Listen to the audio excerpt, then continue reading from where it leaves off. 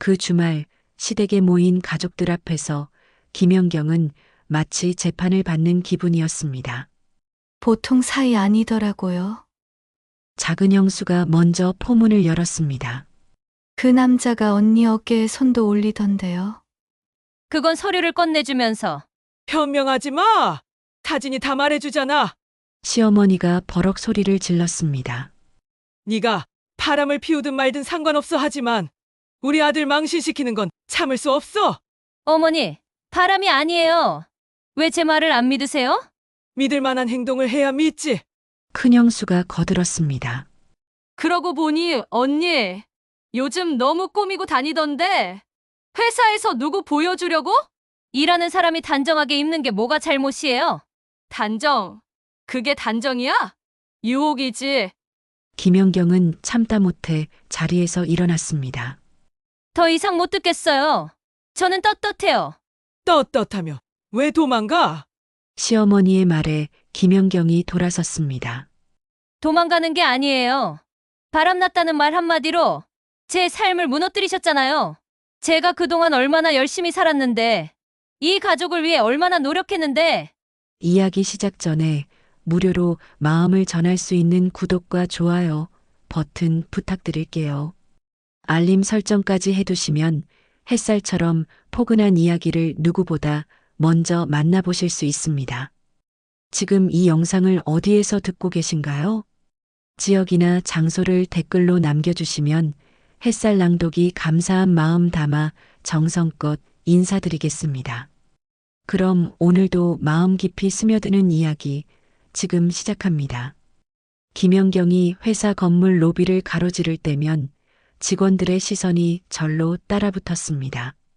검은색 정장에 단정하게 묶은 머리, 그리고 자신감 넘치는 걸음걸이. 누가 봐도 성공한 커리어 우먼의 모습이었죠. 광고업계에서 마이더스의 손이라 불리는 김연경은 올해 42살 대한민국 최고의 광고회사 이사였습니다. 이사님, 어제 프레젠테이션 정말 대단하셨어요. 젊은 직원이 엘리베이터 앞에서 인사를 건넸습니다. 김연경은 미소를 지으며 고개를 끄덕였죠. 어제 있었던 대기업 화장품 브랜드 프레젠테이션은 완벽했습니다. 클라이언트의 표정만 봐도 계약은 따놓은 당상이었으니까요. 하지만 김연경의 스마트폰이 울리는 순간 표정이 굳어졌습니다. 시어머니였죠. 연경아, 오늘은 꼭 일찍 들어와. 큰 집에서도 오신대. 전화를 끊고 한숨을 내쉬었습니다. 회사에서의 성공과 달리 집에서 김연경의 위치는 전혀 달랐으니까요. 결혼한 지 15년 시댁에서 김연경은 여전히 살림 못하는 며느리였습니다. 저녁 7시 김연경이 집에 들어서자 거실에는 이미 시댁 식구들이 모여 있었습니다. 시어머니, 시아버지, 그리고 큰집 부부까지. 김연경의 남편 정민수는 소파 구석에 앉아 텔레비전만 보고 있었죠.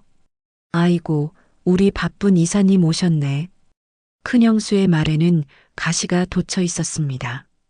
김연경은 인사를 하며 자리에 앉았지만 분위기는 이미 차가웠죠. 연경아, 내가 낮에 전화했는데 왜 안 받니? 3번이나 걸었잖아. 시어머니의 목소리에는 불만이 가득했습니다. 죄송해요, 어머니. 회의가 있어서. 회의, 맨날 회의야. 집안일은 뒷전이고. 시어머니는 혀를 찼습니다. 김연경은 입을 다물었죠. 변명해봤자 소용없다는 걸 너무나 잘 알았으니까요.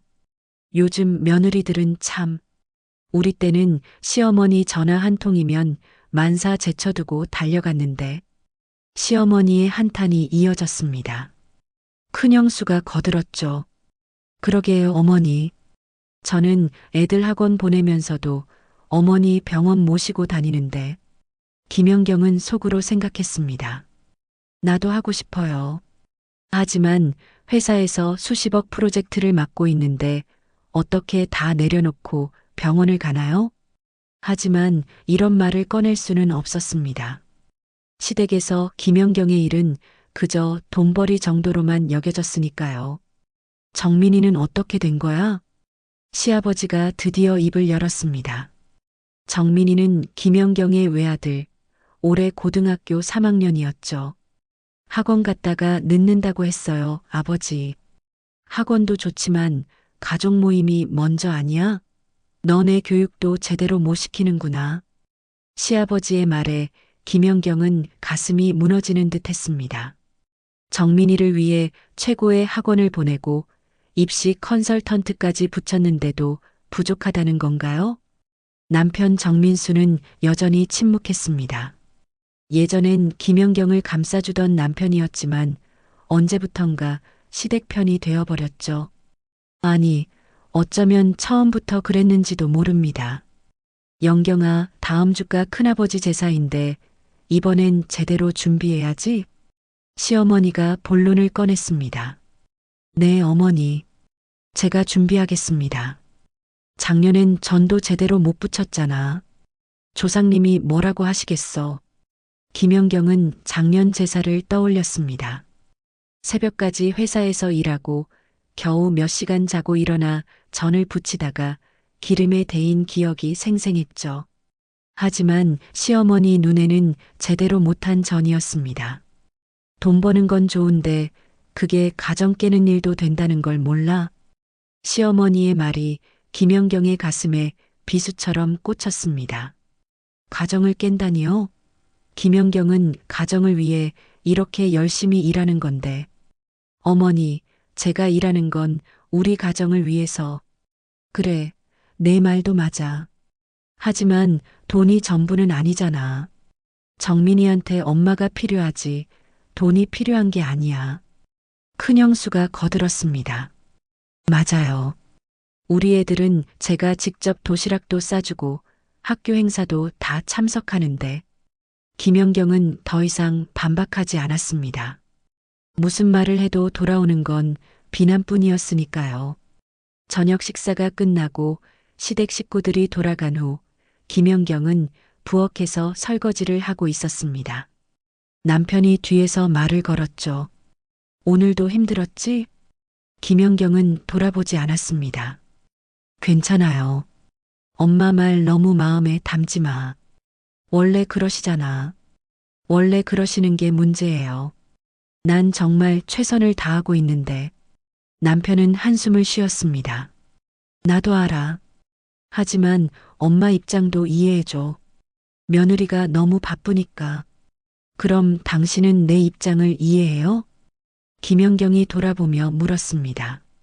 정민수는 대답하지 못했죠. 난 회사에서도 집에서도 인정받고 싶어요. 근데 왜 집에서만 이렇게 죄인이 되어야 하죠? 연경아. 됐어요. 나 좀 혼자 있고 싶어요. 김연경은 앞치마를 벗고 안방으로 들어갔습니다. 침대에 누워 천장을 바라보며 생각했죠. 내가 뭘 잘못한 걸까? 일하는 게 죄인가? 창밖으로 도시의 불빛이 반짝였습니다. 저 수많은 불빛 중에는 김연경처럼 일과 가정 사이에서 고민하는 여성들이 얼마나 많을까요? 스마트폰이 울렸습니다. 회사 부하 직원이었죠. 이사님, 내일 아침 일찍 긴급 회의가 있다고 합니다. 화장품 브랜드 쪽에서 추가 요청 사항이 있대요. 알겠어요. 내일 일찍 출근할게요. 전화를 끊고 김연경은 다시 한숨을 쉬었습니다. 내일도 모레도 김연경의 전쟁은 계속될 것 같았습니다. 회사에서는 인정받는 마이더스의 손이지만 집에서는 여전히 부족한 며느리인 김연경. 두 개의 정체성 사이에서 김연경은 오늘도 흔들리고 있었습니다. 잠이 오지 않았습니다. 김연경은 거실로 나와 물을 마시며 창밖을 바라봤죠. 결혼 앨범이 선반 위에 놓여 있었습니다. 15년 전 행복했던 그때 정민수는 김연경의 꿈을 응원한다고 했었죠. 하지만 시간이 흐르면서 모든 게 변했습니다. 내가 변한 걸까? 아니면 세상이 변한 걸까? 김연경은 물잔을 내려놓고 다시 안방으로 들어갔습니다. 내일은 또 다른 전투가 기다리고 있을 테니까요. 큰아버지 제사가 사흘 앞으로 다가왔습니다. 김연경은 새벽 5시에 일어나 제사 준비 목록을 작성했죠. 탕국, 삼색나물, 육전, 생선전, 동그랑땡. 준비할 게 한두 가지가 아니었습니다. 게다가 이번 주는 회사에서 가장 중요한 프레젠테이션이 예정되어 있었죠. 국내 최대 자동차 회사의 신차 광고 프로젝트였습니다. 여보, 나 오늘도 늦을 것 같아요. 제사 준비는 주말에 몰아서 할게요. 아침 식탁에서 김연경이 말했지만 정민수는 신문만 보고 있었습니다. 엄마가 뭐라고 하실 텐데. 그럼 당신이 좀 도와주면 안 돼요? 장이라도 좀 받아주던가. 내가 뭘 알아서 장을 봐? 제사 음식은 여자들이 잘 아는 거잖아. 김연경은 할 말을 잃었습니다. 2024년인데도 남편의 사고방식은 90년대에 멈춰 있는 것 같았죠. 회사에 도착한 김연경은 곧바로 회의실로 향했습니다. 자동차 회사 프레젠테이션 준비로 팀원들과 밤새 작업한 결과물을 최종 점검해야 했습니다.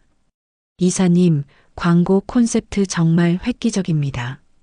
특히 가족애를 강조한 부분이 인상적이에요.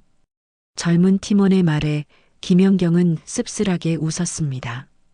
광고 속 행복한 가족의 모습과 달리 자신의 가족은 금이 가고 있었으니까요.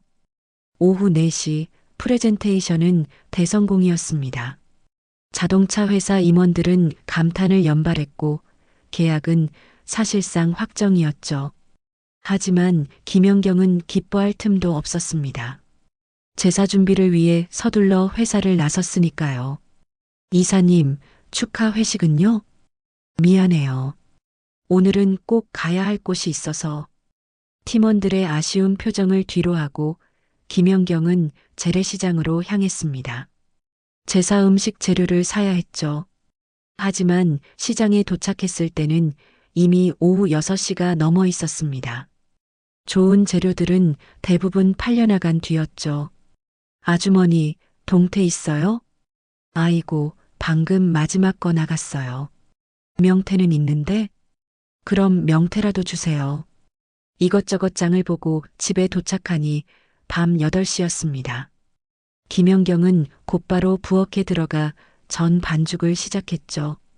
그런데 문제가 생겼습니다. 육전용 소고기를 깜빡 잊고 사지 못한 거였습니다. 아, 어떡하지. 다시 나가기엔 너무 늦었고 내일은 새벽부터 회사에 나가야 했습니다. 김연경은 고민 끝에 스마트폰을 꺼냈죠. 요즘은 새벽 배송으로 신선한 재료를 받을 수 있었으니까요. 제사 음식 세트를 검색하니 한 유명 브랜드에서 프리미엄 제사 음식을 판매하고 있었습니다. 전통 방식으로 만든 수제전이라는 설명이 있었죠. 가격은 비쌌지만 품질은 확실해 보였습니다. 이거라도 하는 게 낫겠지. 중요한 건 정성이니까. 김연경은 주문을 완료하고 배송 주소를 시댁으로 설정했습니다. 제사 당일 아침에 도착하도록 예약했죠. 그리고 남은 나물과 탕국 준비를 새벽 2시까지 하고서야 잠자리에 들었습니다. 제사 당일 아침 김연경은 일찍 시댁으로 향했습니다. 그런데 현관문을 열고 들어서자마자 심상치 않은 분위기를 느꼈죠. 거실에 시어머니와 큰형수가 뭔가를 놓고 수군거리고 있었습니다. 어머니 왔어요. 그래. 근데 영경아, 이게 뭐니? 시어머니가 들고 있는 건 김연경이 주문한 제사 음식 택배 상자였습니다. 아, 그게 제가 어제 너무 늦게까지 일하느라 육전 재료를 못 사서 그래서 전을 사다가 쓰겠다고?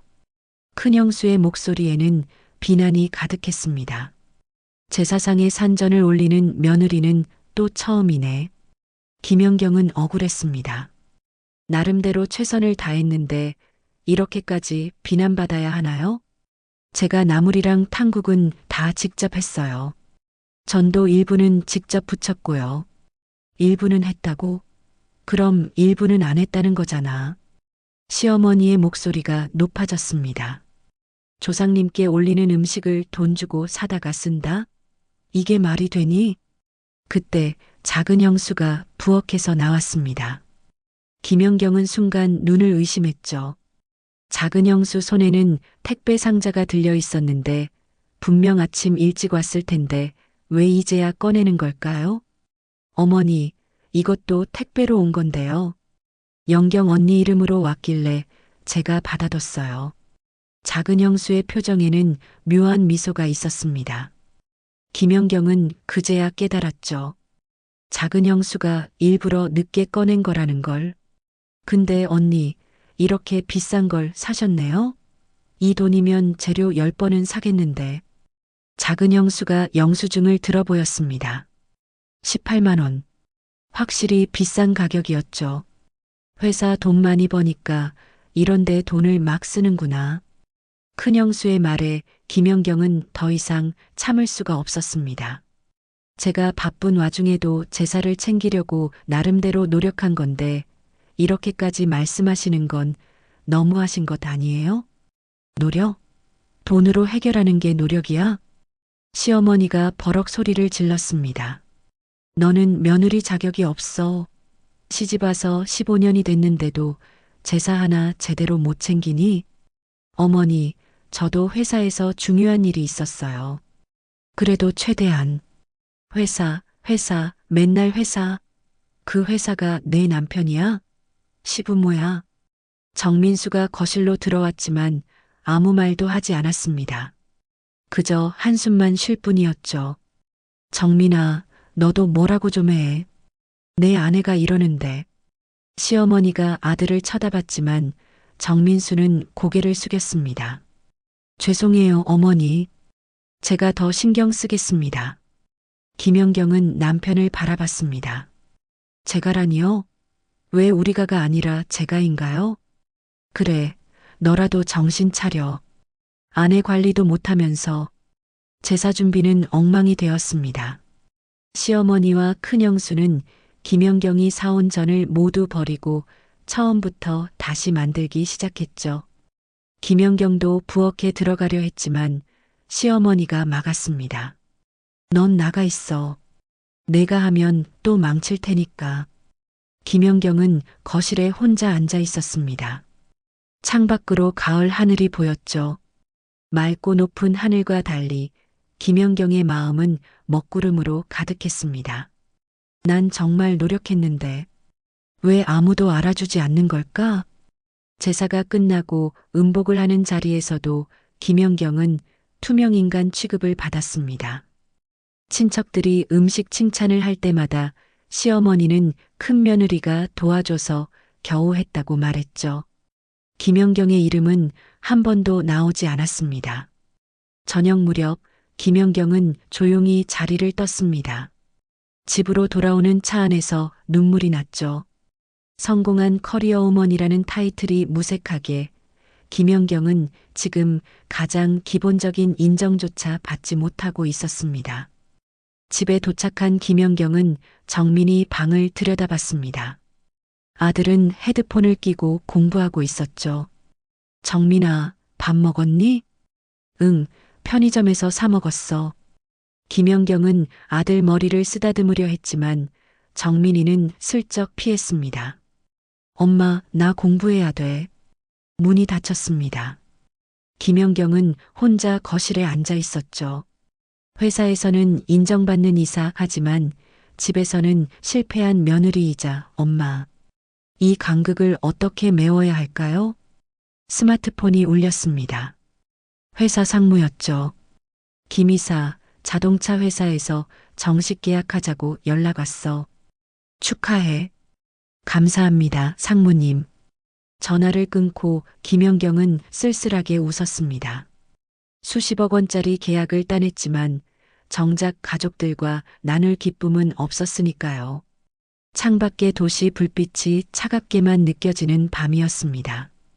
제사 소동이 있은 지 일주일 후 김연경은 자동차 회사와의 계약서를 검토하다가 깜짝 놀랐습니다. 클라이언트 측 담당 임원 명단에 정민준이라는 이름이 있었던 겁니다. 남편의 형이었죠. 그날 저녁 김연경은 일찍 퇴근해 남편과 상의했습니다. 여보, 우리 회사가 대한자동차 광고를 맡았는데 형님이 담당이시더라고요. 정민수의 표정이 굳었습니다. 형이 그 프로젝트를? 네. 이미 프레젠테이션은 끝났고 우리가 따냈는데 혹시 문제될까 싶어서요. 정민수는 잠시 고민하더니 고개를 끄덕였습니다. 뭐 실력으로 따낸 거라면 형도 공과 사는 구분하니까. 김연경은 바로 형님께 전화를 걸었습니다.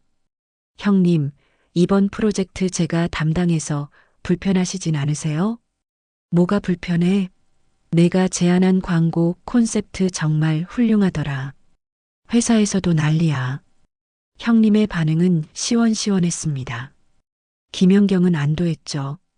광고가 방영되자 반응은 폭발적이었습니다. 세대를 잇는 드라이빙이라는 콘셉트가 큰 호응을 얻었죠. 그런데 방영 3일째 시어머니의 전화가 왔습니다. 지금 당장 집으로 와. 시댁 거실의 분위기는 살벌했습니다. 시어머니, 시아버지, 큰형수 부부가 모여 있었죠. 형 회사 일을 내가 뺏었다며? 시어머니가 쏘아붙였습니다.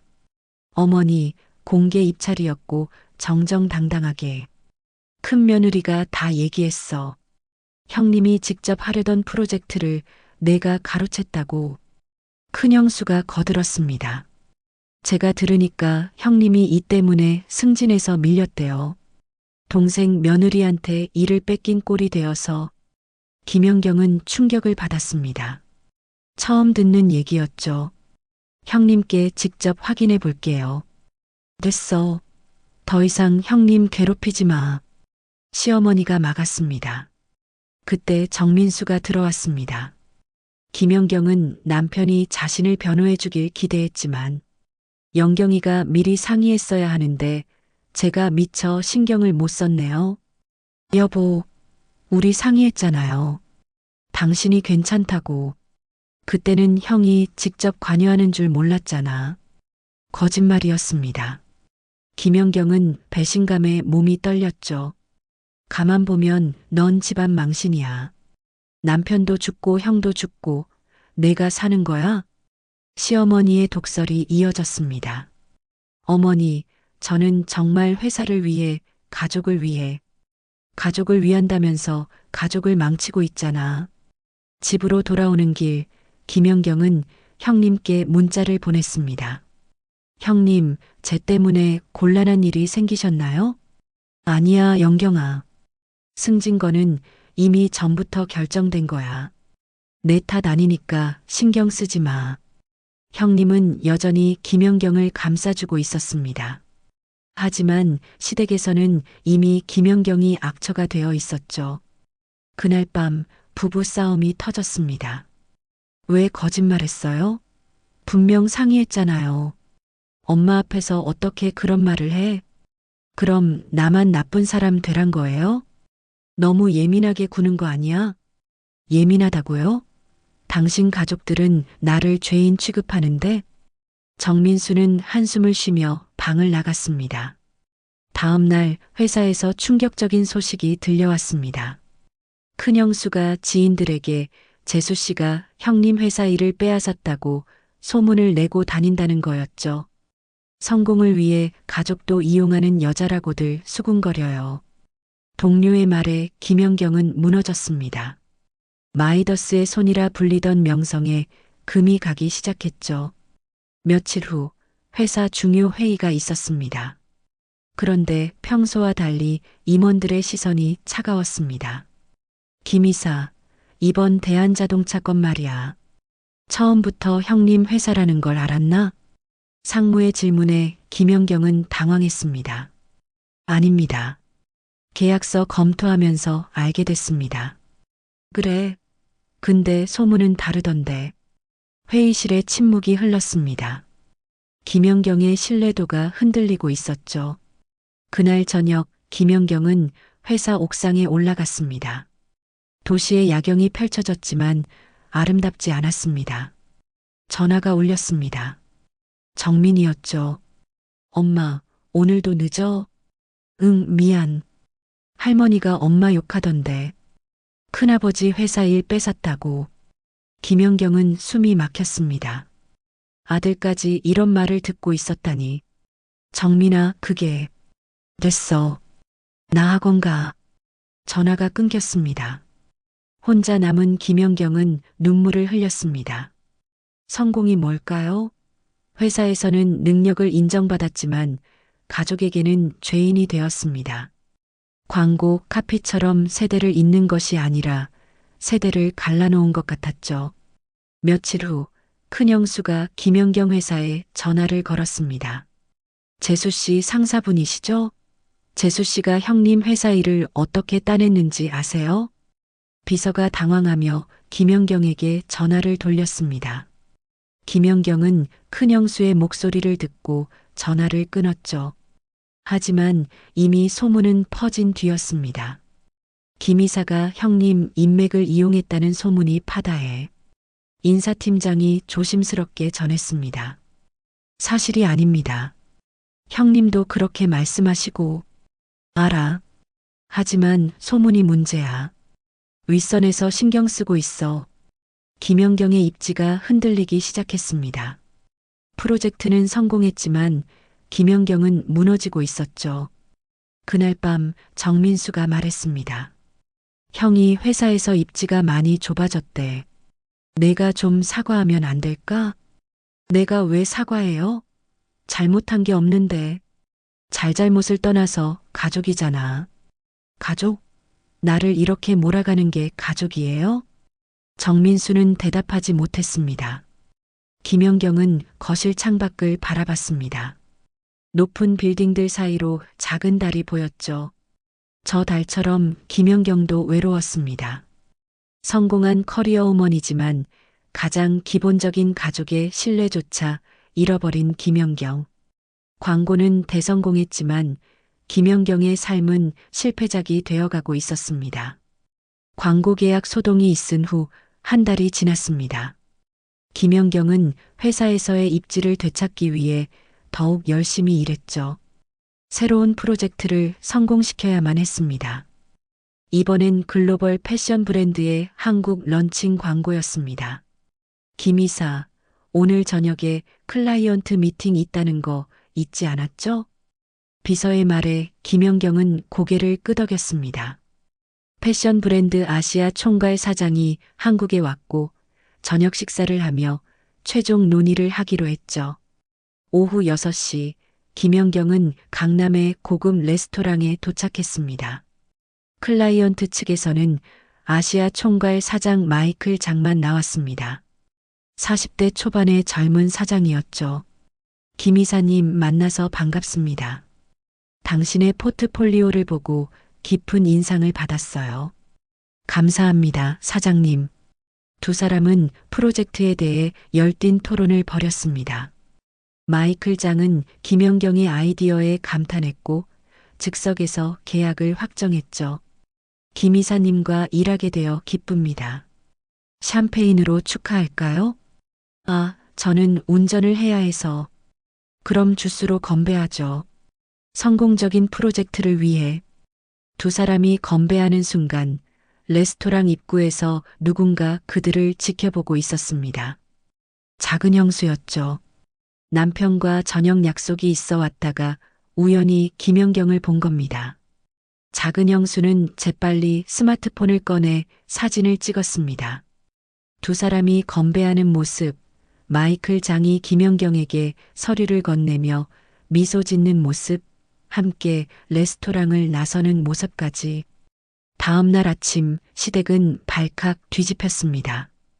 작은 형수가 가족 단체 카톡방에 사진을 올렸던 겁니다. 어제 연경 언니가 어떤 남자랑 단둘이 와인 마시는 거 봤어요.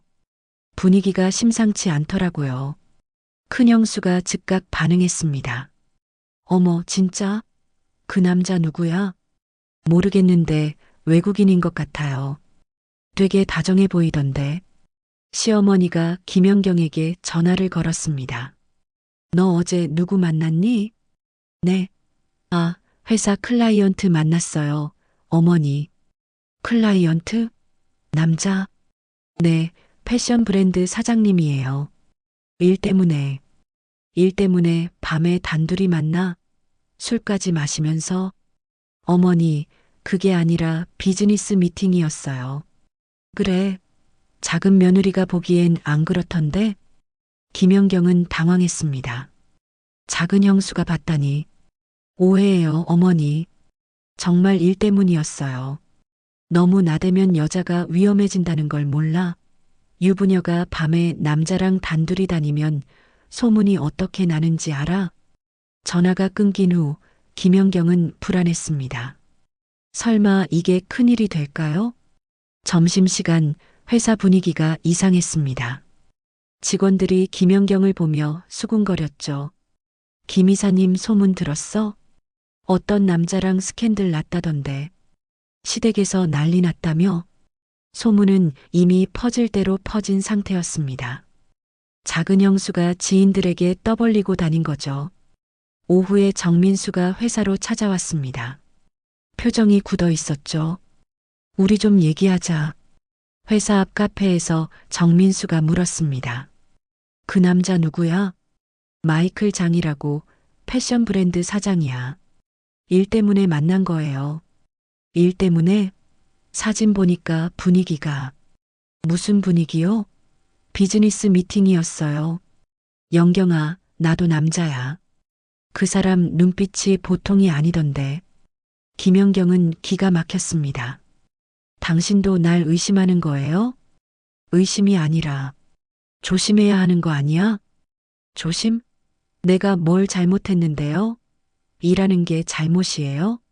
정민수는 한숨을 쉬었습니다. 엄마가 화가 많이 나셨어. 이번 주말에 집에 와서 해명하는 게 좋겠어. 그 주말 시댁에 모인 가족들 앞에서 김연경은 마치 재판을 받는 기분이었습니다. 보통 사이 아니더라고요. 작은 형수가 먼저 포문을 열었습니다. 그 남자가 언니 어깨에 손도 올리던데요. 그건 서류를 건네주면서 변명하지 마. 사진이 다 말해주잖아. 시어머니가 버럭 소리를 질렀습니다. 내가 바람을 피우든 말든 상관없어. 하지만 우리 아들 망신시키는 건 참을 수 없어. 어머니, 바람이 아니에요. 왜 제 말을 안 믿으세요? 믿을 만한 행동을 해야 믿지. 큰형수가 거들었습니다. 그러고 보니 언니 요즘 너무 꾸미고 다니던데. 회사에서 누구 보여주려고? 일하는 사람이 단정하게 입는 게 뭐가 잘못이에요? 단정? 그게 단정이야? 유혹이지. 김연경은 참다 못해 자리에서 일어났습니다. 더 이상 못 듣겠어요. 저는 떳떳해요. 떳떳하면 왜 도망가? 시어머니의 말에 김연경이 돌아섰습니다. 도망가는 게 아니에요. 바람났다는 말 한마디로 제 삶을 무너뜨리셨잖아요. 제가 그동안 얼마나 열심히 살았는데, 이 가족을 위해 얼마나 노력했는데, 김연경의 눈에서 눈물이 흘렀습니다. 그 노력이 이거야? 남편 망신시키고 집안 소문 다 내고. 어머니, 김연경이 소리쳤습니다. 처음이었죠. 시어머니에게 이렇게 목소리를 높인 건. 제가 일하는 게 그렇게 못마땅하세요? 돈 버는 며느리가 그렇게 싫으세요? 돈? 또 돈 얘기야? 그래요, 돈이요. 제가 번 돈으로 정민이 학원 보내고 시부모님 용돈 드리고 명절 선물 사드렸잖아요. 그런데 왜 저만 죄인이 되어야 하죠? 그게 내 의무야. 의무는 하면서도 권리는 없는 거예요? 정민수가 김연경의 팔을 잡았습니다. 연경아, 그만해. 나요. 당신도 똑같아요. 겉으로는 이해한다면서 결국 엄마 편이잖아요. 김연경은 시댁을 뛰쳐나왔습니다. 차를 타고 한강 다리를 건너며 펑펑 울었죠. 핸들을 잡은 손이 떨렸습니다. 집에 도착하니 정민이가 거실에 있었습니다. 엄마, 괜찮아? 아들의 걱정스러운 눈빛에 김연경은 또 눈물이 났습니다. 정민아, 엄마가 알아. 할머니가 너무한 거 알아. 엄마는 잘못 없어. 처음으로 아들이 김연경의 편이 되어 주었습니다. 김연경은 아들을 꼭 안았죠. 그날 밤 정민수는 집에 들어오지 않았습니다. 김연경은 혼자 침대에 누워 생각했습니다. 이 결혼 생활 계속 가야 하는 걸까요? 다음 날 마이클 장에게서 전화가 왔습니다. 김 이사님, 어제 제 때문에 오해가 생긴 것 같아 죄송합니다. 제가 해명해 드릴까요? 아니에요, 사장님. 제 집안일이니까요. 그래도 미안합니다. 훌륭한 비즈니스 파트너를 곤란하게 만든 것 같아서 김연경은 씁쓸하게 웃었습니다. 적어도 일에서는 인정받고 있다는 게 위안이었죠. 하지만 그 위안도 오래가지 못했습니다. 회사 인사팀에서 연락이 왔습니다. 김 이사님, 윗선에서 우려를 표하고 있습니다. 개인적인 스캔들이 회사 이미지에. 스캔들이 아니에요. 오해입니다. 알겠습니다. 하지만 조심하셔야 할 것 같습니다. 전화를 끊고 김연경은 무너졌습니다. 회사에서의 입지마저 흔들리고 있었죠. 소문은 무서웠습니다. 진실과 상관없이 한번 낙인 찍히면 끝이었으니까요. 창밖으로 비가 내리기 시작했습니다. 김연경의 마음도 비처럼 축축하고 무거웠죠. 성공한 커리어 우먼에서 바람난 여자로 전락한 김연경. 이제 어떻게 해야 할까요? 외도 소문이 난 후 보름째 정민수는 거의 집에 들어오지 않았습니다. 그날 밤 10시 김연경이 집에 도착했을 때 거실에 불이 켜져 있었죠. 정민수가 앉아 있었습니다. 테이블 위에는 서류 봉투가 놓여 있었고요. 우리 이혼하자. 정민수의 첫마디에 김연경은 다리에 힘이 풀렸습니다. 이혼이라니. 갑자기 왜? 더 이상 너와 함께 살 자신이 없어. 정민수가 서류를 밀었습니다. 이혼 조정 신청서였죠. 이미 변호사와 상담했어. 재산이나 양육권은 내가 원하는 대로. 나한테 물어보지도 않고 혼자 결정한 거야? 물어볼 게 뭐가 있어? 우리 사이에 남은 게 있나? 김연경은 눈물이 났습니다. 그 외도 소문 때문이야? 난 정말 결백해. 그것뿐이 아니야. 우린 이미 오래전부터 끝났어. 정민수가 자리에서 일어났습니다.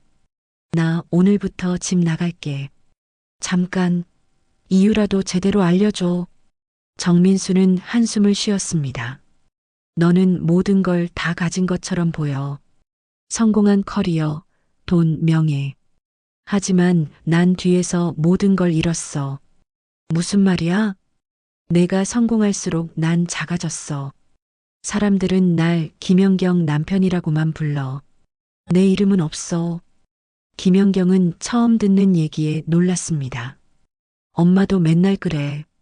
아내는 이렇게 잘 나가는데 남편은 뭐 하는 사람이냐고. 그건 어머니가 잘못한 거잖아. 그래, 하지만 너도 마찬가지야. 넌 늘 내일이 우선이었어. 정민수가 현관으로 향했습니다. 당신은 날 사랑했어? 정민수가 돌아봤습니다. 사랑했지. 하지만 이제는 모르겠어. 문이 닫혔습니다. 김연경은 그 자리에 주저앉아 울었죠. 다음 날 오후 김연경은 거실 테이블 위에 서류를 다시 봤습니다. 그런데 뭔가 이상했죠. 이혼 서류 뒤에 다른 종이가 끼어 있었습니다. 은행 대출 서류였습니다. 정민수 이름으로 된 5억 원의 대출. 보증인 란에는 정민준, 시영님의 이름이. 이게 뭐지? 대출 날짜는 3년 전. 형님이 사업에 실패했을 때였죠. 설마 정민수가 형님 대신 빚 보증을 선 건가요? 김연경은 급히 정민수 서재로 들어갔습니다. 서랍을 뒤지자 충격적인 서류들이 나왔죠. 월급 명세서를 보니 정민수의 월급은 거의 대출 이자를 갚는데 다 들어가고 있었습니다. 그리고 석 달 전부터는 월급이 아예 없었고요.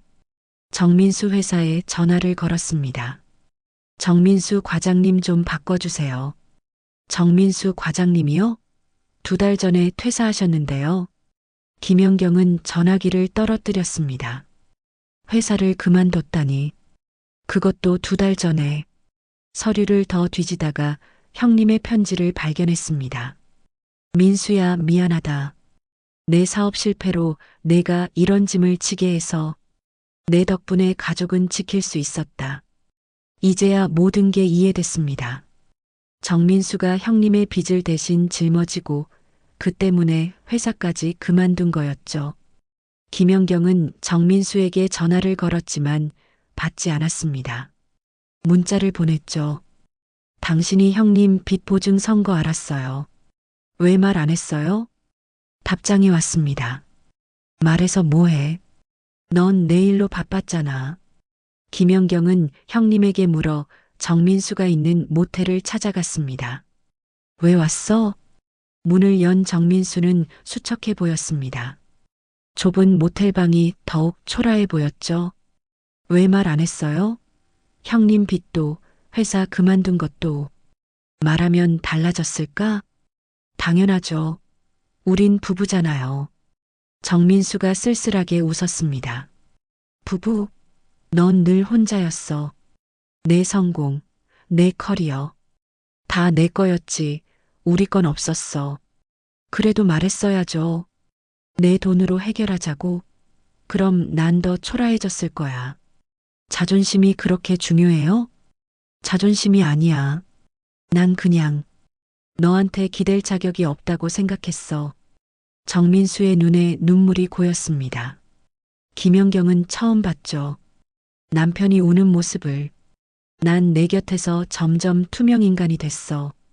내가 빛날수록 난 사라졌지. 김연경이 정민수의 손을 잡았습니다. 다시 시작할 수 없을까요?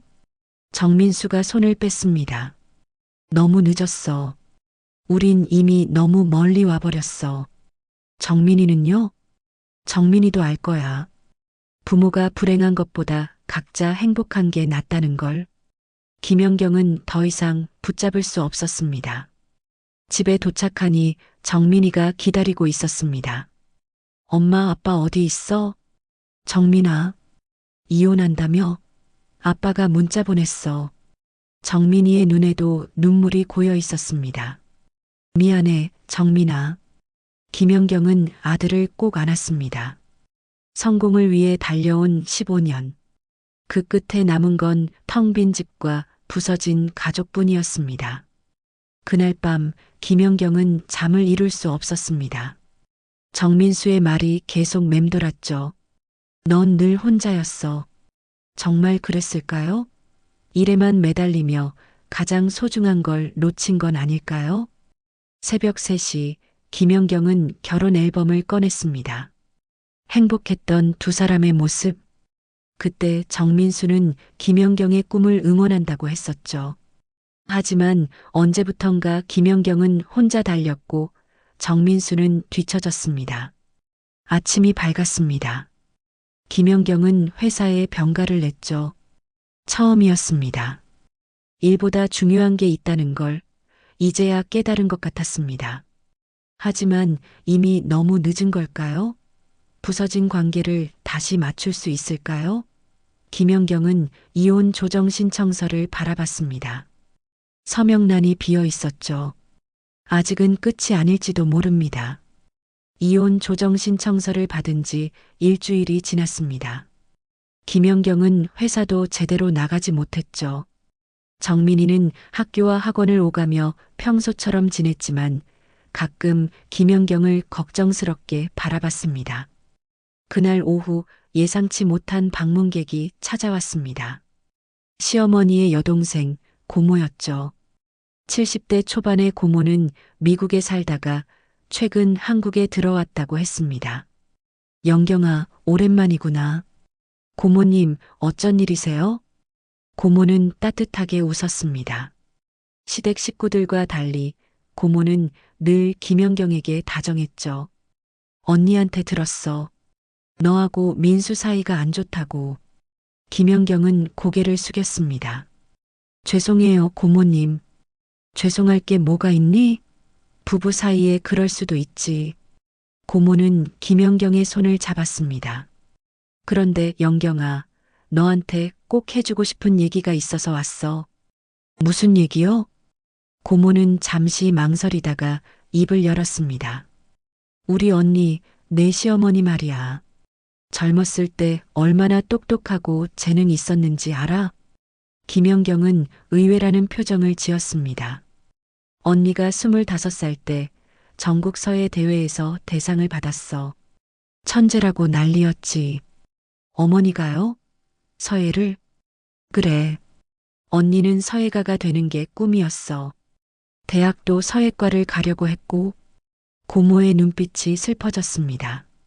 그런데 시집을 가면서 다 포기했어.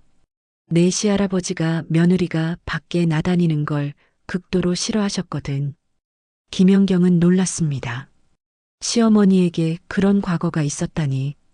언니는 눈물을 삼키며 붓을 놨어.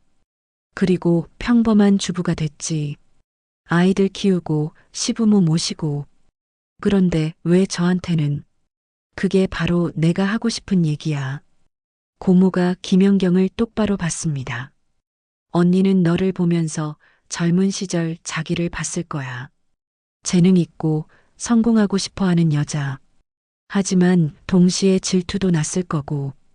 질투요? 언니는 포기했는데 넌 포기하지 않았잖아. 시댁의 반대에도 불구하고 계속 일했고 성공했지. 김연경은 복잡한 기분이 들었습니다. 그래서 저를 미워하신 건가요? 미움이라기보다는 언니 나름대로 너를 걱정한 거야. 자기처럼 되지 않았으면 하는 마음에. 고모가 가방에서 낡은 사진첩을 꺼냈습니다. 이거 봐. 언니 젊었을 때 사진이야. 사진 속 시어머니는 붓을 들고 환하게 웃고 있었습니다. 김연경은 한 번도 본 적 없는 표정이었죠. 언니가 결혼하고 처음 명절 때 서예 작품을 하나 만들어서 시댁에 선물했대. 그런데 시할아버지가 뭐라고 했는지 알아? 뭐라고 하셨는데요? 여자가 글씨나 쓰고 있으면 집안 꼴이 뭐가 되겠냐고. 그 작품을 찢어버리셨대. 김연경은 가슴이 아팠습니다. 그 후로 언니는 다시는 붓을 잡지 않았어. 그리고 며느리들한테도 똑같이 했지. 여자는 집안을 돌봐야 한다고. 그럼 고모님은요? 난 도망쳤지. 미국으로 유학 가서 그대로 눌러 앉았어. 언니는 날 부러워하면서도 원망했을 거야.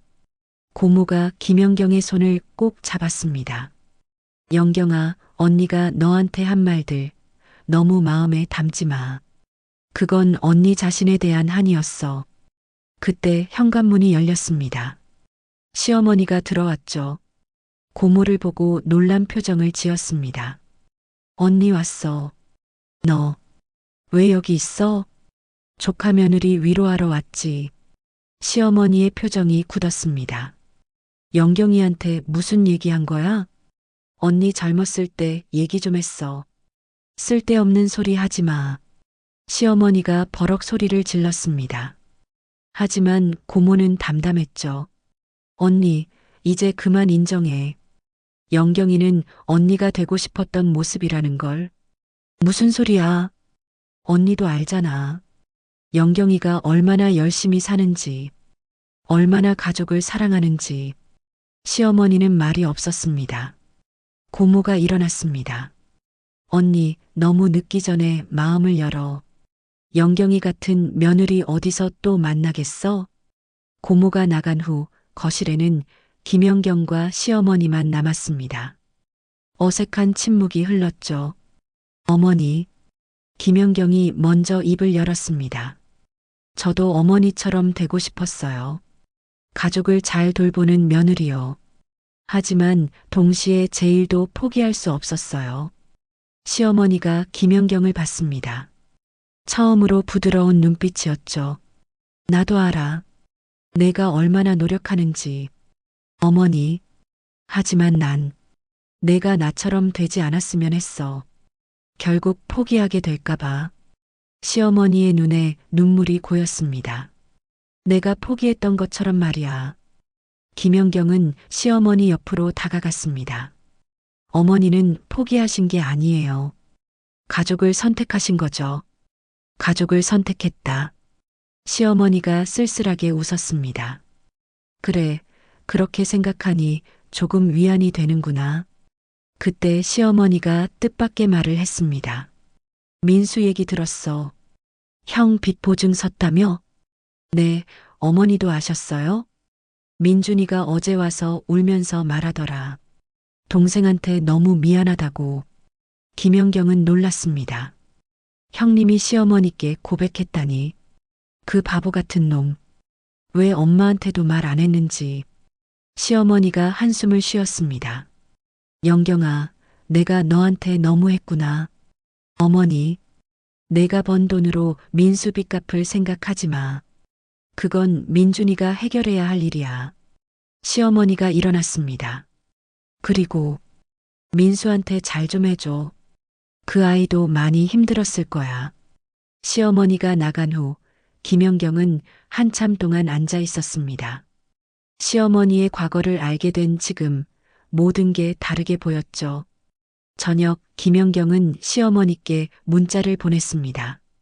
어머니, 서예 다시 시작해 보시는 건 어때요? 제가 도와드릴게요. 한참 후 답장이 왔습니다. 고마워, 영경아. 짧은 문자였지만 그 안에 많은 의미가 담겨 있었습니다. 그날 밤 정민이가 김연경에게 다가왔습니다. 엄마, 할머니가 엄마 칭찬하시던데? 정말? 응. 우리 엄마가 대단한 사람이라고. 자기는 못했던 걸 해냈다고. 김연경은 눈물이 났습니다. 15년 만에 처음으로 시어머니의 인정을 받은 것 같았으니까요. 하지만 정민수는 여전히 돌아오지 않았습니다. 김연경은 창밖을 바라봤죠. 시어머니와의 관계는 회복될 기미가 보였지만 남편과의 관계는 여전히 막막했습니다. 그래도 희망은 있었습니다. 시어머니가 변할 수 있었다면 정민수와의 관계도 회복될 수 있지 않을까요? 김연경은 그렇게 믿고 싶었습니다. 고모의 방문이 있은 지 닷새 후 김연경은 시어머니로부터 전화를 받았습니다. 영경아, 오늘 저녁에 집에 올 수 있니? 가족 모임이 있어. 예전과 달리 부드러운 목소리였습니다. 김연경은 망설이다가 대답했죠. 네, 어머니. 가겠습니다. 저녁 6시 시댁에 도착한 김연경은 놀랐습니다. 정민수도 와 있었던 겁니다. 서로 어색하게 눈인사만 나눴죠. 거실에는 시부모님, 형님 부부, 작은 형님 부부까지 모두 모여 있었습니다. 다들 왜 이렇게 모이셨어요? 김연경이 조심스럽게 물었습니다. 큰아버지가 위독하셔. 시아버지의 말에 모두 숙연해졌습니다. 큰아버지는 시아버지의 형님으로 평생 독신으로 사셨죠. 가족들에게는 든든한 어른이었습니다. 병원에 계신데 오늘 아침에 우리를 보고 싶다고 하셨어. 시어머니가 일어났습니다. 다들 병원으로 가자. 병원에 도착했을 때 큰아버지는 산소호흡기를 끼고 누워 계셨습니다. 가족들을 보자 희미하게 웃으셨죠. 다들 왔구나. 큰아버지의 목소리는 너무 작아서 거의 들리지 않았습니다. 형님, 힘내세요. 시아버지가 큰아버지의 손을 잡았습니다. 큰아버지는 천천히 가족들을 둘러봤습니다. 그러다 김연경에게서 시선을 멈췄죠. 연경아. 네, 큰아버지. 김연경이 다가갔습니다. 고맙다. 내 덕분에. 어머니가 웃으셨다. 김연경은 눈물이 났습니다. 큰아버지는 늘 김연경을 아껴주셨죠. 시댁 식구들이 김연경을 힘들게 할 때도 큰아버지만은 늘 김연경 편이었습니다. 내게 줄 게 있어. 큰아버지가 간호사를 불렀습니다. 간호사가 서랍에서 봉투를 꺼내 시아버지에게 건넸죠. 유언장이야. 다들 있을 때 읽어줘. 시아버지가 봉투를 열었습니다. 손이 떨렸죠. 형님, 이런 건 읽어. 부탁이야. 시아버지가 유언장을 펼쳤습니다. 그리고 천천히 읽기 시작했죠. 나 정준호는 맑은 정신으로 다음과 같이 유언한다. 가족들이 숨을 죽였습니다. 첫째, 내가 소유한 서울 강남구 아파트는 조카 며느리 김연경에게 남긴다. 모두가 깜짝 놀랐습니다. 특히 큰 형수와 작은 형수의 표정은 충격 그 자체였죠. 이게 무슨... 큰 형수가 입을 열려 했지만 시어머니가 손짓으로 막았습니다. 시아버지가 계속 읽었습니다. 영경이는 우리 집안의 진정한 며느리다. 어려운 환경 속에서도 늘 밝고 씩씩했다. 내가 병원에 입원했을 때 바쁜 중에도 매일 찾아와 준 사람은 영경이뿐이었다. 김연경은 기억했습니다. 작년 큰아버지가 수술 받으셨을 때 매일 병원에 들렀던 것을. 다른 식구들은 바쁘다며 잘 오지 않았지만 김연경은 점심시간마다 병원에 갔었죠. 영경이가 가져다 준 도시락이 얼마나 맛있었는지 모른다. 무엇보다 영경이는 어머니, 내 올케를 웃게 만들었다. 그것만으로도 충분한 보답을 받을 자격이 있다. 시어머니의 눈에 눈물이 고였습니다. 둘째, 내가 모은 현금 3억 원은 정민이 학자금으로 쓰도록 한다. 훌륭한 어머니를 둔 정민이는 반드시 훌륭한 사람이 될 것이다. 정민이도 김연경 옆에서 눈물을 흘리고 있었습니다. 셋째, 나머지 재산은 동생 정준석과 그의 아내에게 남긴다. 평생 내 뒷바라지를 해준 것에 대한 감사의 표시다. 시아버지가 유언장을 내려놓았습니다. 형님, 연경아.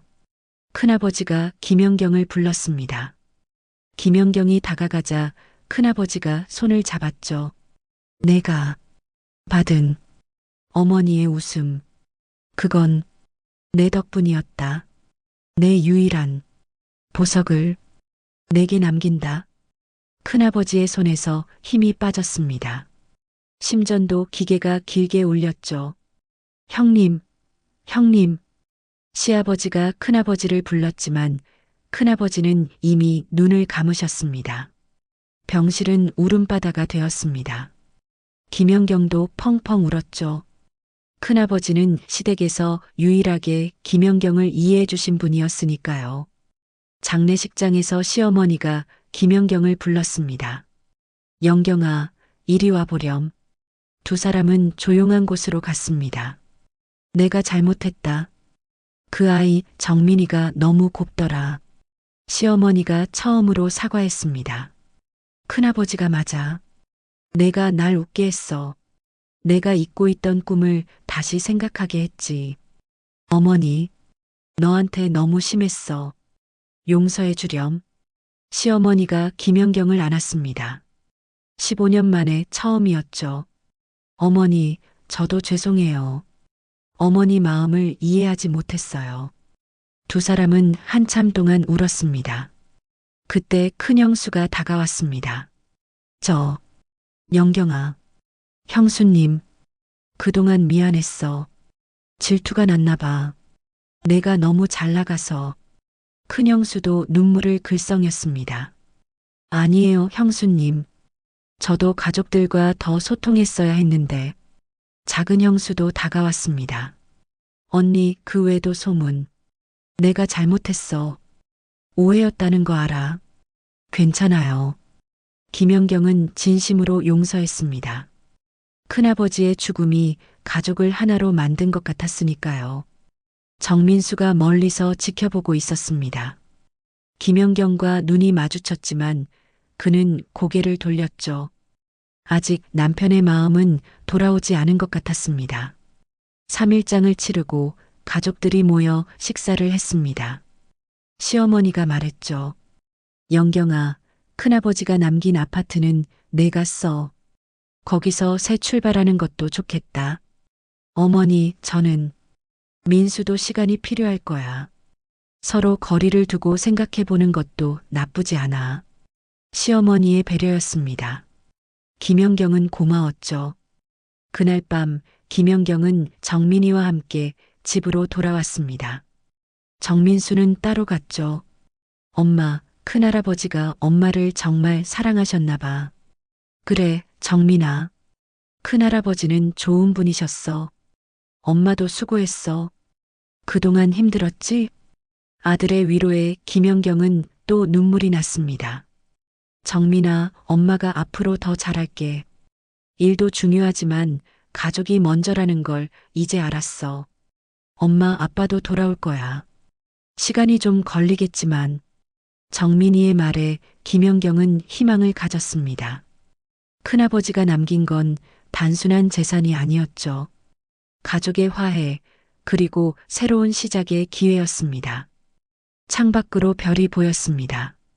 큰아버지가 저 별이 되어 지켜보고 계실 것 같았죠. 김연경은 조용히 기도했습니다. 이 가족이 다시 하나가 될 수 있기를. 큰아버지가 돌아가신 지 1년이 흘렀습니다. 봄날의 따스한 햇살이 도시를 감싸는 오후, 김연경은 자신의 사무실에서 창밖을 바라보고 있었죠. 큰아버지가 남긴 아파트를 팔아 작은 광고 회사를 차렸습니다. 연경 크리에이티브라는 간판이 자랑스럽게 걸려 있었죠. 직원은 5명뿐인 작은 회사였지만 김연경은 행복했습니다. 대기업 이사직을 그만두고 독립한 건 쉽지 않은 결정이었지만 후회는 없었죠. 이제는 일과 삶의 균형을 찾을 수 있었으니까요. 대표님, 편지 왔어요. 비서가 들어와 편지를 건넸습니다. 보낸 사람은 시어머니였죠. 김연경은 조심스럽게 편지를 열었습니다. 영경아, 잘 지내니? 요즘 내 회사가 잘 된다는 소문을 들었어. 정말 자랑스럽구나. 나는 내 조언대로 서예를 다시 시작했어. 50년 만에 붓을 잡으니 손이 떨리더라. 하지만 행복해. 내가 준 용기 덕분이야. 나는 너를 오해했구나. 내 딸이었다면 얼마나 좋았을까. 사랑한다, 영경아. 김연경은 눈물을 닦았습니다. 시어머니와의 관계가 이렇게 좋아질 줄은 꿈에도 몰랐죠. 그때 전화가 울렸습니다. 정민이었습니다. 엄마, 합격했어. 정말? 우리 정민이가? 응, 서울대 경영학과 합격. 김연경은 기쁨의 소리를 질렀습니다. 큰아버지가 남긴 학자금 덕분에 정민이는 마음 편히 공부할 수 있었고 결국 꿈을 이뤘죠. 축하해, 아들. 오늘 저녁에 가족 모임 있는 거 알지? 응, 할머니 서예 전시회 축하 모임이지? 아빠도 온대? 김연경은 잠시 말이 없었습니다. 정민수와는 여전히 별거 중이었으니까요. 이혼 서류는 아직 제출하지 않았지만 1년 동안 따로 살았습니다.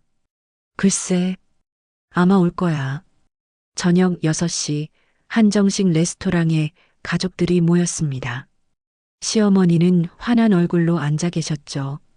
다음 주에 열리는 첫 개인전을 앞두고 있었습니다. 어머니, 정말 축하드려요. 김연경이 꽃다발을 건넸습니다. 고마워, 영경아. 내가 없었으면 불가능했을 거야. 큰형수도 다가왔습니다. 영경아, 내 회사에서 우리 회사 광고 좀 만들어줄 수 있어? 정말요, 형수님? 응, 사장님이 너 얘기 듣고 꼭 같이 일하고 싶다고 하시더라. 작은 형수도 거들었습니다. 나도 부탁 하나 할게. 우리 아이들 학원 광고도 내가 만들어주면 안 될까? 가족들이 이제는 김연경을 인정하고 응원했습니다. 김연경은 감격스러웠죠. 그때 레스토랑 문이 열렸습니다. 정민수가 들어왔죠. 1년 만에 제대로 보는 얼굴이었습니다. 수염을 기르고 살이 빠져 있었지만 표정은 한결 편안해 보였습니다. 늦어서 죄송해요, 어머니. 아니야, 잘 왔어. 정민수는 김연경과 눈이 마주쳤지만 서로 어색하게 고개만 끄덕였습니다. 식사가 시작되고 시아버지가 말했습니다. 민수야, 재취업 축하한다. 듣자니 좋은 회사 들어갔다며? 네, 아버지. 작은 회사지만 마음에 들어요. 김연경은 놀랐습니다. 정민수가 재취업했다는 소식은 처음이었죠. 형 빚 문제도 해결됐고, 네, 형이 새 사업이 잘 되어서 다 갚으셨어요. 큰형님이 머쓱하게 웃었습니다. 민수 덕분에 버틸 수 있었어. 정말 고맙다. 가족들이 화기애애하게 대화를 나누는 동안 김연경과 정민수는 거의 말을 하지 않았습니다. 하지만 가끔 눈이 마주칠 때마다 서로의 변화를 느낄 수 있었죠. 식사가 끝나갈 무렵 정민이가 일어났습니다. 할머니, 그리고 가족 여러분, 제가 할 말이 있어요. 모두가 정민이를 봤습니다. 저는 오늘 서울대에 합격했어요. 가족들이 환호했습니다. 그리고 엄마 아빠께 감사드려요. 두 분이 각자의 자리에서 최선을 다하시는 모습을 보며 많이 배웠어요. 정민이가 김연경과 정민수를 번갈아 봤습니다. 두 분이 다시 함께했으면 좋겠어요. 제 소원이에요. 순간 레스토랑이 조용해졌습니다. 김연경과 정민수는 서로를 바라봤죠. 시어머니가 입을 열었습니다. 민수야, 연경아. 너희 둘 잠깐 밖에 나가서 얘기 좀 해. 두 사람은 마지못해 일어났습니다. 레스토랑 정원으로 나간 두 사람은 한참 말이 없었죠. 잘 지냈어요? 김연경이 먼저 입을 열었습니다. 네. 당신은요? 저도요. 어색한 침묵이 흘렀습니다. 그때 정민수가 말했죠. 당신 회사 차렸다며요? 축하해요. 고마워요. 당신도 재취업 축하해요. 1년 동안 많이 생각했어요. 정민수가 김연경을 봤습니다. 내가 너무 나약했던 것 같아요. 당신 탓만 했죠. 아니에요. 제가 너무 앞만 보고 달렸어요. 우리 둘 다 잘못했던 거죠. 정민수가 주머니에서 뭔가를 꺼냈습니다. 이혼 조정 신청서였죠. 이거 찢어도 될까요? 김연경의 눈에 눈물이 고였습니다. 정말요? 다시 시작하고 싶어요. 이번엔 제대로. 정민수가 서류를 찢었습니다. 종이 조각이 바람에 날렸죠. 저도 달라질게요. 일도 중요하지만 가족이 먼저라는 걸 알았어요. 나도 당신을 더 이해하고 존중할게요. 두 사람이 서로를 안았습니다. 1년 만에 포옹이었죠. 레스토랑으로 돌아오자 가족들이 박수를 쳤습니다. 정민이가 뛰어와 부모를 안았죠. 엄마, 아빠 사랑해요. 시어머니가 눈물을 닦으며 말했습니다. 이제야 진짜 가족이 된 것 같구나. 큰형수가 다가왔습니다. 미안했어, 연경아.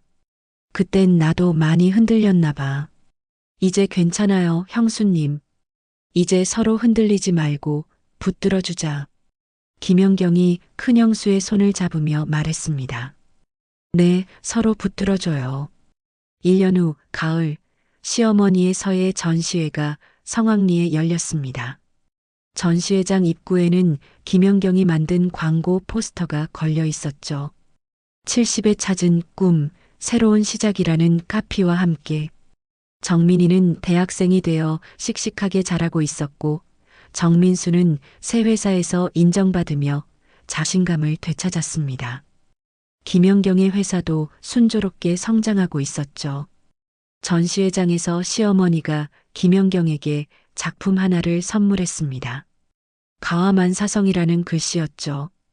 집안이 화목하면 모든 일이 잘 풀린다는 뜻이야. 우리 가족의 이야기 같지 않니? 김연경은 고개를 끄덕였습니다. 정말 힘든 시간이었지만 결국 가족은 하나가 되었죠. 저녁 무렵 전시회장을 나서는 가족들의 모습을 카메라가 멀리서 담았습니다. 정민수와 김연경이 손을 잡고 걷고 정민이가 할머니를 부축하며 웃는 모습, 큰 형수와 작은 형수도 다정하게 대화를 나누고 있었죠. 해가 저물며 도시의 불빛이 하나둘 켜지기 시작했습니다. 김연경은 생각했죠. 성공이란 게 꼭 높은 자리나 많은 돈을 의미하는 건 아니라는 걸.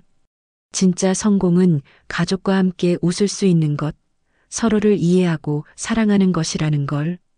카메라는 점점 멀어지며 행복한 가족의 뒷모습을 비췄습니다. 그들의 웃음소리가 저녁 공기를 따라 퍼져나갔죠. 상처와 오해로 얼룩졌던 시간들이 이제는 서로를 더 단단하게 만든 소중한 기억이 되었습니다. 이야기를 마치며 우리가 함께 나누고 싶은 몇 가지 생각이 있습니다.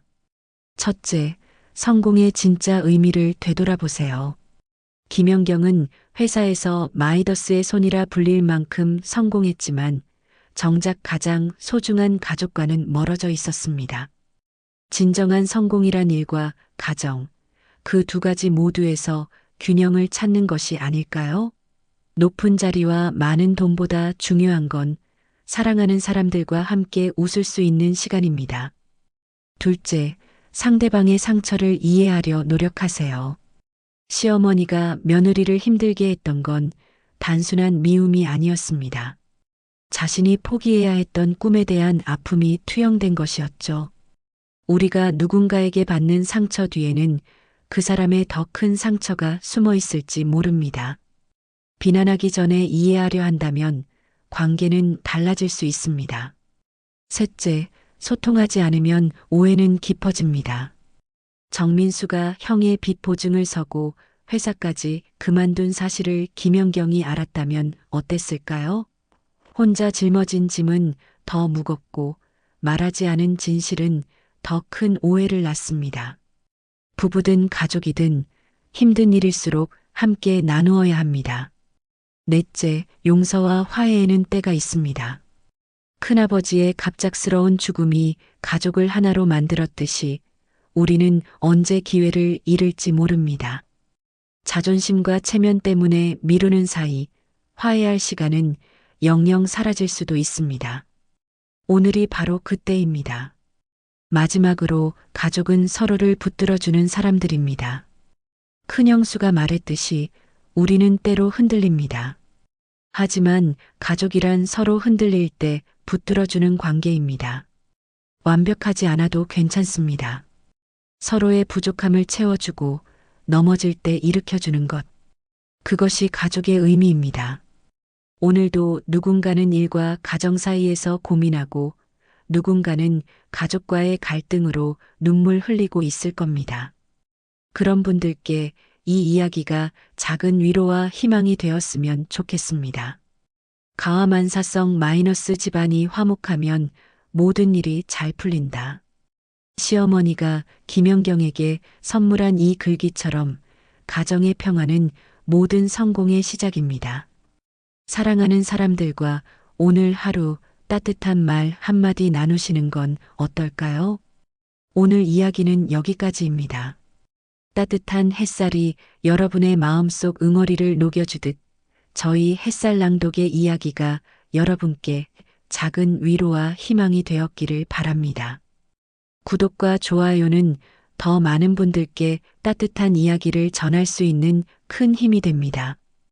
오늘 이야기를 어디서 들으셨는지, 어느 도시의 어떤 시간 속에서 함께 해주셨는지 댓글로 남겨주세요. 여러분이 계신 그곳까지 햇살처럼 따뜻한 인사를 전하러 가겠습니다. 삶이 때로는 구름에 가려진 것처럼 어둡고 힘들 때도 있지만 구름 위에는 언제나 햇살이 빛나고 있다는 걸 기억해 주세요. 다음에도 여러분의 마음을 따뜻하게 어루만져 드릴 이야기로 찾아뵙겠습니다. 햇살 낭독이었습니다. 오늘도 따뜻한 하루 보내세요. 함께 해주셔서 진심으로 감사합니다.